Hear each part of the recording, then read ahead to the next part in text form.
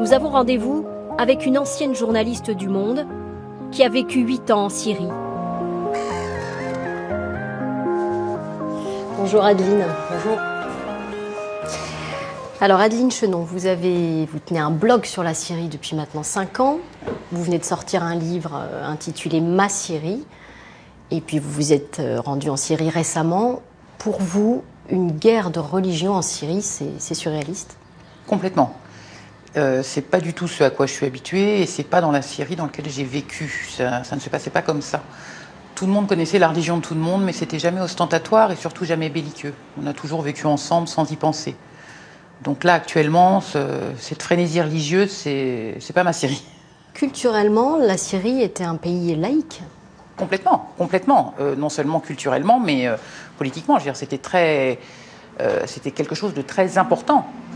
C'est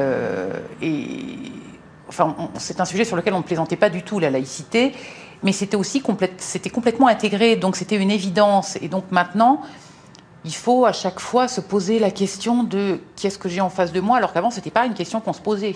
Chrétiens, sunnites, alaouites, tout le monde cohabitait sans problème.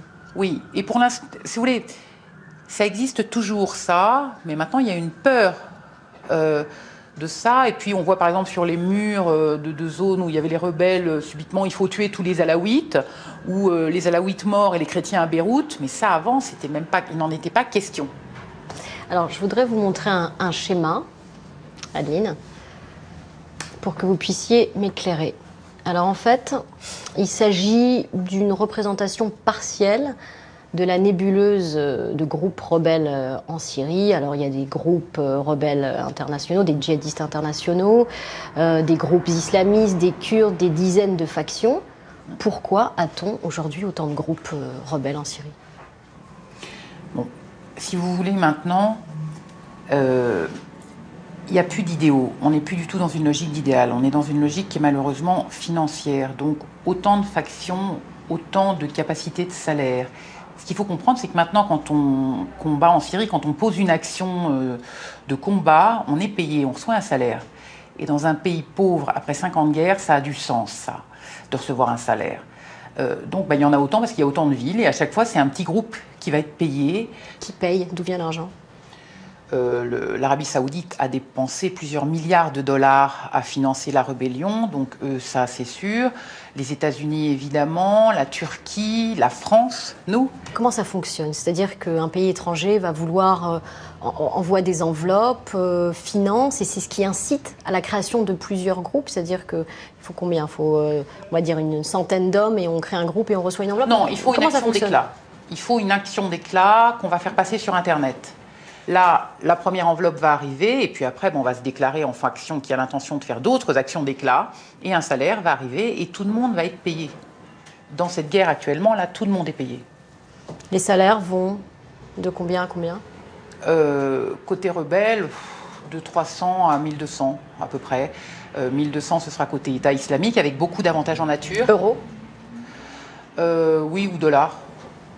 Est-ce qu'il existe des passerelles entre les groupes ? Est-ce que les djihadistes ou les rebelles vont d'un groupe à l'autre en fonction du salaire, du prestige ? Écoutez, moi malheureusement, dans ma famille et mes voisins, j'en connais des gens qui sont passés d'une faction à l'autre. Donc oui, ça c'est sûr qu'il y a des passerelles, mais ce n'est pas vraiment des passerelles, c'est simplement qu'on va les payer plus dans une autre faction. Il n'y a pas forcément de contact, ils vont aller chez le plus offrant. Et puis je pense que c'est aussi une des raisons pour lesquelles on quitte l'armée, parce que l'armée c'est de moitié moins cher. C'est le salaire actuellement dans l'armée, c'est entre 70 et 100 euros. Donc vous voyez que l'armée syrienne offre des salaires qui sont nettement moins attractifs en termes de marché. Au départ de la révolution syrienne, ceux qui sont descendus dans la rue réclamaient plus de droits, plus de liberté. Oui. Que sont-ils devenus ? Est-ce qu'aujourd'hui, il existe une rébellion modérée en Syrie ? Une rébellion, vous voulez parler de l'ASL ?